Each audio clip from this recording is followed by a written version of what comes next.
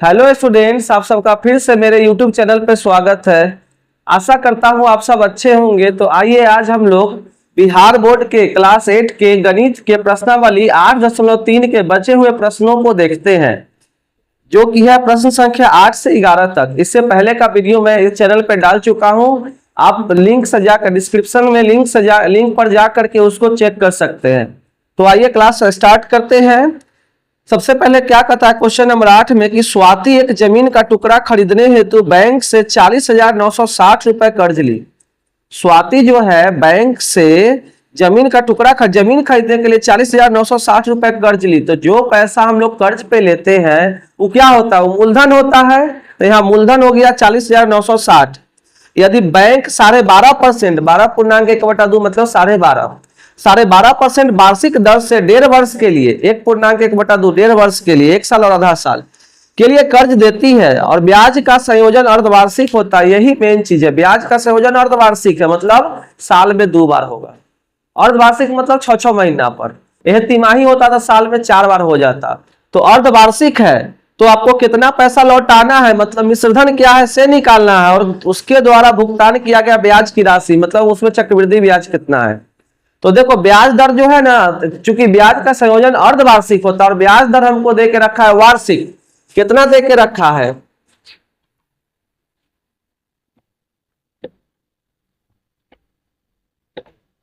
कितना दे के रखा है? तो दिया है 12.5%। 12.5% वार्षिक। ध्यान देना ये 1 साल में है। तो बताओ 1 साल में 12.5% लग रहा है, तो 6 महीना में आधा साल में कितना लगेगा? एक आधे ना लगेगा। 12 24 25 25/2 आधा करने के लिए क्या करेंगे? 2 से भाग देंगे। तो 2 से भागे 2 मतलब क्या होता है? भागे 2 का मतलब 2/1 है। तो भाग गुना में बदलेगा 1/2। 2 से भाग मतलब 1/2 से गुना, बात एक है। ठीक है, तो इसको 1/2 से गुना कर देते हैं। कितना हो जाएगा? 25/4% अर्धवार्षिक। तुम ऐसे भी कर सकते हो। 12 के आधा कितना हो गया? 6। आधा के आधा 1/4। 12 के आधा 6, आधा के चौथाई आधा का 1/4। तो ये हो जाएगा 6.25 6.25%। ऐसे भी दशमलव में भी ले सकते हो। ठीक है, और समय को क्या करेंगे? तो देखो यहाँ समय दिया 1.5 साल। तो बताओ 6 महीना पर लग रहा है, तो 1.5 साल में कै बार लगेगा? 3 बार। 6 6 12 6 18 6 6 12 1 साल आधा साल 3 बार।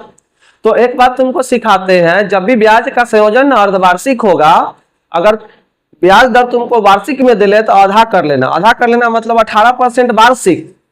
1 साल में 18%, तो 6 महीना में कितना? 9%। 1 साल में 14%, आधा साल में कितना? 14 के आधा 7%। और समय को क्या करना है? आपको दुगना कर लेना है। जैसे तुमको दे 1 साल, तो 1 साल में क्या 6 माही? तो 2 6 माही 1.5 साल। तो 1.5 साल मतलब क्या हुआ? 3/2। इसको दुगना किए तो कितना आ गया? आ गया तुम्हारा 3 छमाही। तो चलो इस क्वेश्चन को देखते हैं। बहुत देर से लाइट कटा हुआ था, अभी आया है।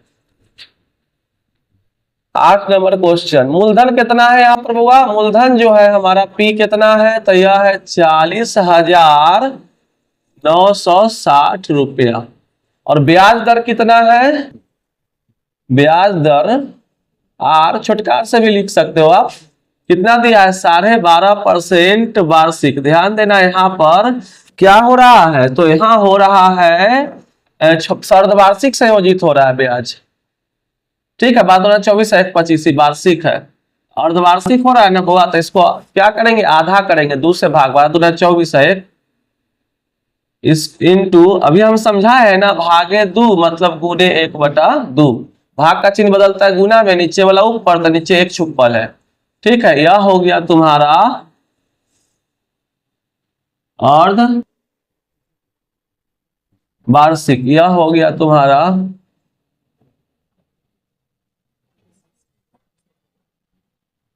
अर्ध वार्षिक। समय कितना दिया है? जिसको लोग एन से सूचित करते हैं 1.5 साल।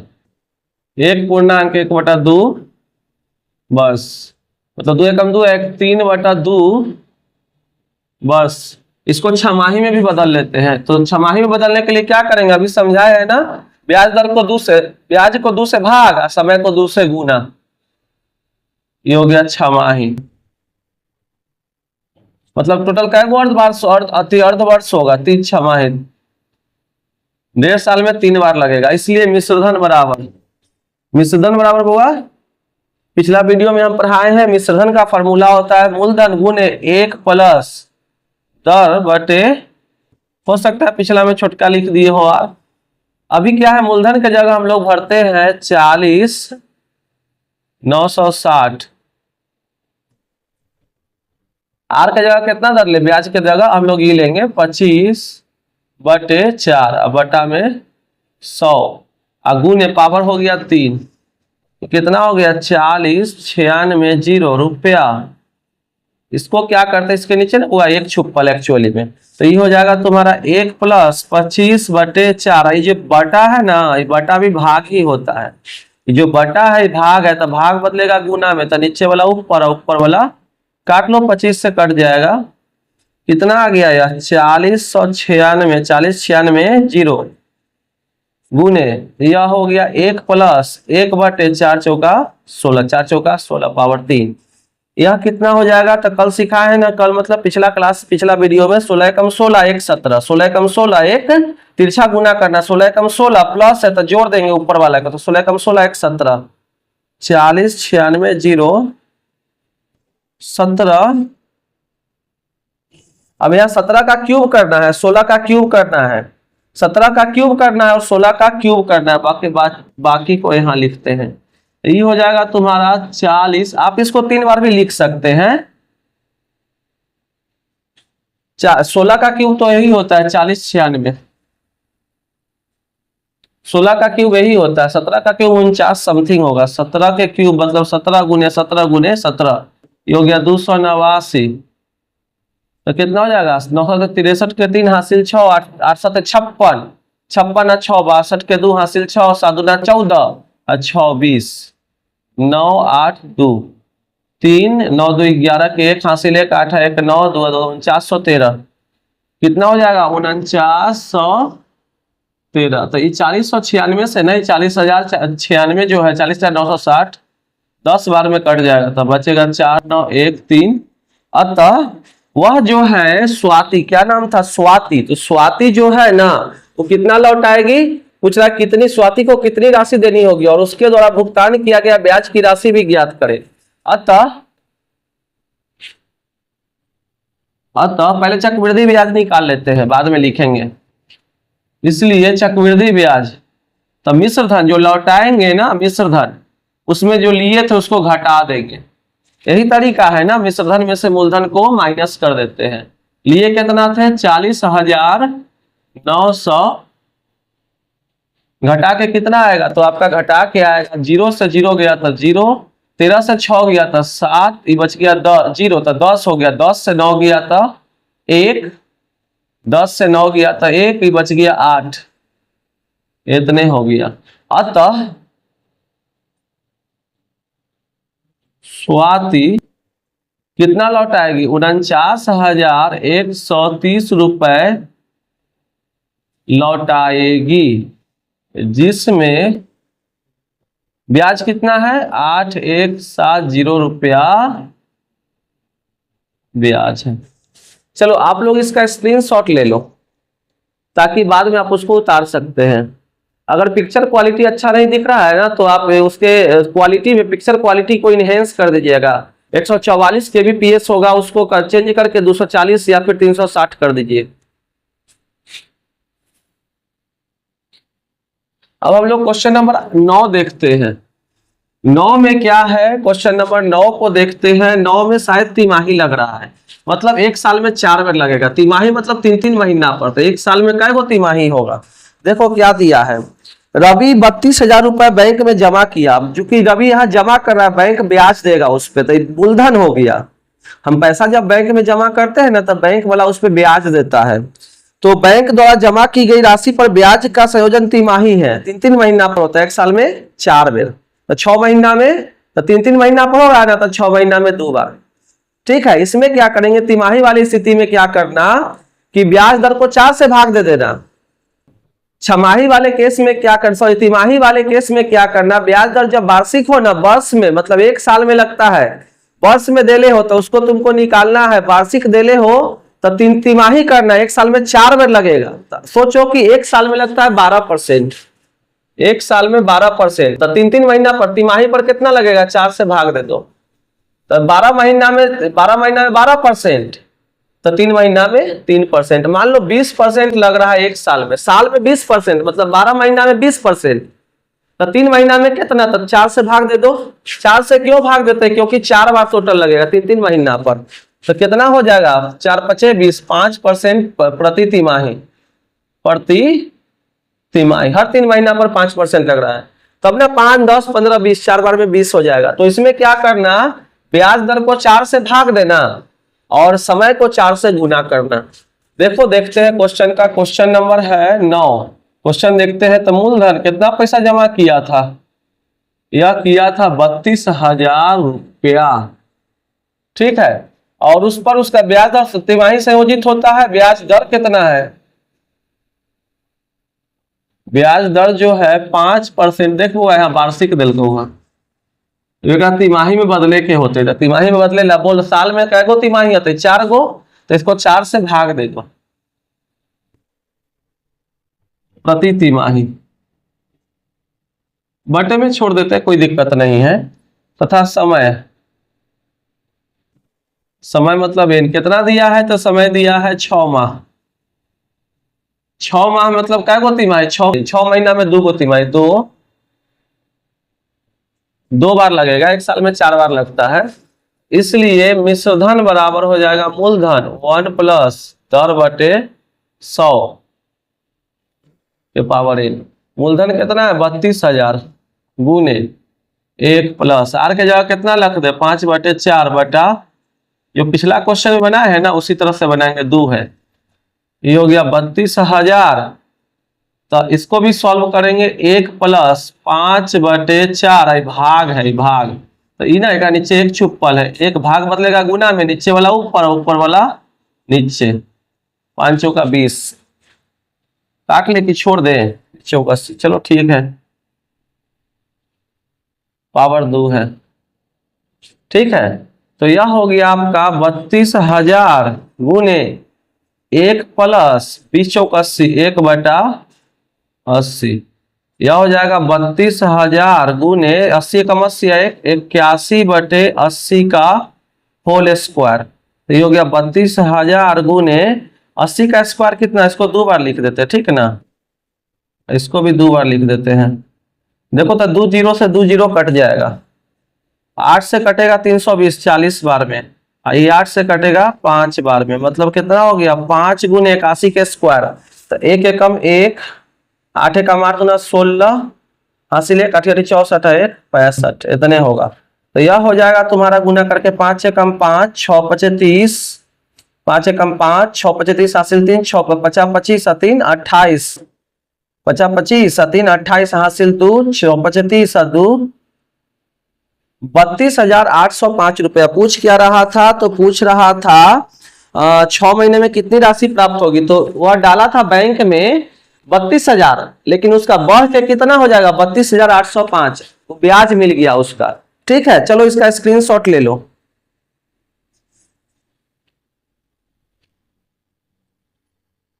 $32,805। अब हम लोग आगे के क्वेश्चन में चलते हैं, क्वेश्चन नंबर 10। आप लोग लाइक करना मत भूलिएगा, लाइक जरूर कीजिएगा। क्वेश्चन नंबर 10 में क्या कहता है ना बुआ, ये जनसंख्या वाला क्वेश्चन है, यह जो है जनसंख्या वाला क्वेश्चन है। इसमें क्या कह रहा है कि 5% के दर से ना, 5% वार्षिक दर से 2005 के अंत में जनसंख्या 44,100 हो गया, तो 2003 में इसकी जनसंख्या कितनी थी। देखो जनसंख्या वाला क्वेश्चन में एगो बात सिखाते हैं, जनसंख्या वाला में ना जब बाद में का जनसंख्या होगा ना, जैसे यहाँ पर है 2000 देले है कै का, 2005 का देले है, 2003 का पूछ रहा है, तो 5 वाला हो गया बाद का, तो जो बाद वाला रहेगा ना उसको मिश्रधन के जगह रखना। फॉर्मूला यही होगा, वहां पर फॉर्मूला को थोड़ा बहुत चेंज कर देंगे। जैसे चक्रवृद्धि ब्याज का फॉर्मूला क्या होता है, ए बराबर तुम्हारा हो गया P × 1 + R/100 पावर n। जनसंख्या के केस में ना बाद का पॉपुलेशन, बराबर शुरू का पॉपुलेशन इंटू 1 प्लस, अगर बढ़ेगा तो प्लस और घटेगा ना तो माइनस R/100। अगर घटता है यहाँ पर तो प्लस ना देके माइनस दिए होते। ठीक है, अब बाद वाला जनसंख्या जाएगा मिश्रधन के पास। जैसे दे ले 2005 का और 3 का पूछ रहा है, मतलब मूलधन वाला पूछ रहा है, मूलधन वाला पूछ रहा है, इसको x मान लेंगे। अगर 3 का दे ले, मान लीजिए 5 का दे ले है या पूछ रहा है 7 का, तो वह जनसंख्या जो 5 का, ऐसा ना सीबीएसई के एनसीईआरटी में वो क्वेश्चन है, 5 का जो जनसंख्या है वह 3 के जनसंख्या के लिए मिश्रधन का काम करेगा। 2005 का जनसंख्या 2003 के जनसंख्या के लिए मिश्रधन का काम करेगा, यहाँ रखाएगा। और वही 2005 का जनसंख्या 2007 के जनसंख्या के लिए मूलधन का काम करेगा, यहाँ रखाएगा। जो बाद वाला जनसंख्या है ना उसको हमेशा मिश्रधन के जगह रखना है, और जो पहले वाला जनसंख्या है उसको मूलधन के जगह रखना है। यहाँ धन नहीं होता है लेकिन यही फॉर्मूला पे बन जाता है। ठीक है, इसी चक्रवृद्धि ब्याज की तरह ही बनता है। ठीक है, तो ध्यान देना कि कौन सा पूछ रहा है उसी के अकॉर्डिंग मानेंगे। तो यहाँ पर तुमको 2005 की जनसंख्या दिया है और 2003 का पूछ रहा है, मतलब बाद का दिया है, तो बाद का पॉपुलेशन दिया है। बाद के पॉपुलेशन को P1 मान लो। P1 कितना दिया है, तो दिया है जनसंख्या कितनी थी, नहीं बाद की जनसंख्या बढ़ के कितना हो गया, यह हो गया है तुम्हारा 44,100। और इसका वृद्धि दर कितना है, बढ़ता कितना से है, 5% वार्षिक, हर साल 5% बढ़ रहा है। समय क्या हो जाएगा बउआ, समय n, तो 2005 माइनस 2003 बराबर, माना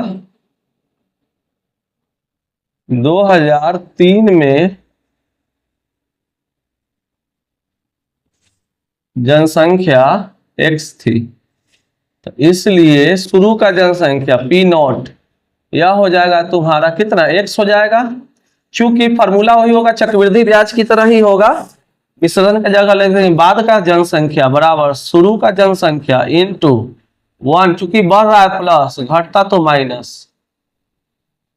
ठीक है, तो P1 की जगह कितना भर दे, 44,100, इसके जगह x, इसको तो हम x मान लिए हैं। 1 प्लस r के जगह 5/100, 5 से काट दो, 20 बार में एक हो गया, तो ये कितना हो गया, x गुने 20 से कम 20 है 1, 21/20 का होल स्क्वायर। x गुने 21 का स्क्वायर 441 और 20 का स्क्वायर 400। अभी x को अकेले छोड़ेंगे तो x के तरफ जो नीचे है ना भाग में, इधर जाके गुना में आ जाएगा, जो ऊपर है वो नीचे चला जाएगा भाग में। x को अकेले छोड़ेंगे तो इन्हें गाड़ी क्या है पहले से 44100 गुने, नीचे वाला जाएगा ऊपर, गुना में आ जाएगा 400, 441 जो है ना वो चल जाएगा भाग में, कटेगा 100 बार। ठीक है, मतलब आपका हो गया। तो 2003 में, अतः 2003 में कितनी जनसंख्या थी, अतः 2003 में शहर की जनसंख्या कितना थी, 4 शून्य है ना, 1 2 4 शून्य, 1 2 3 11,000 10,000 40,000 थी। शहर की जनसंख्या 40,000 थी। यही है क्वेश्चन नंबर तुम्हारा 10।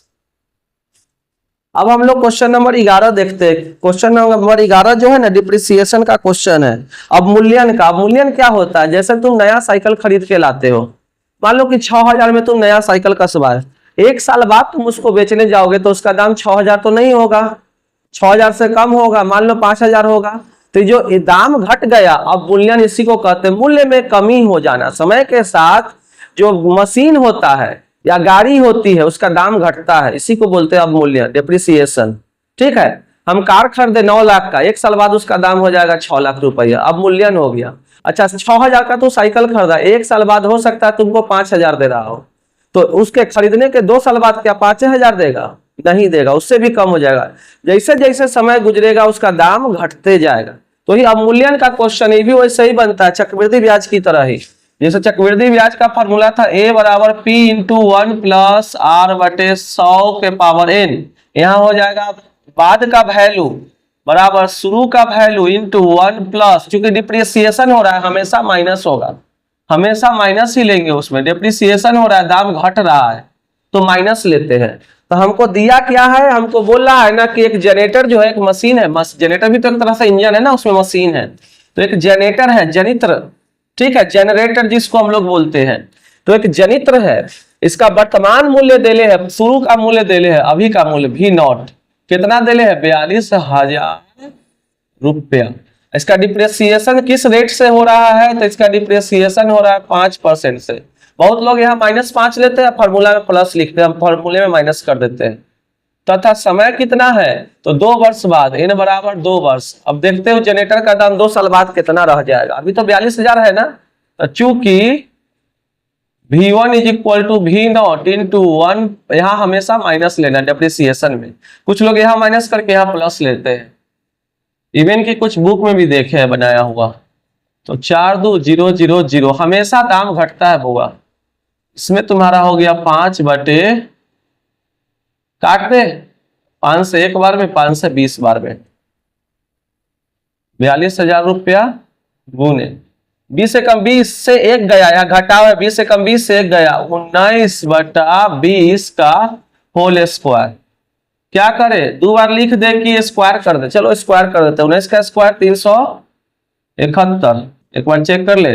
99 के 81 8, 9 एकम 9, 2 18, 8 8 16 26, 361, 71 नहीं 300, डाउट लग रहा था, 361, 99 81 के 81 8, 9 एकम 9, 2 18, 18 8 8 16 26 के 64 2, 1 एकम 1, 1 एकम 1 और 2 3 हो गया, ठीक है। अब इसके स्क्वायर 400, तो देखो 2 0 से 2 0 काट लेते हैं, 420 कट जाएगा, 4 से कटेगा एक बार में, 2 नहीं कटेगा तो 0 देंगे, अब फिर 4 5 20, 105, मतलब 105 को गुना करना है 361 से, ठीक है।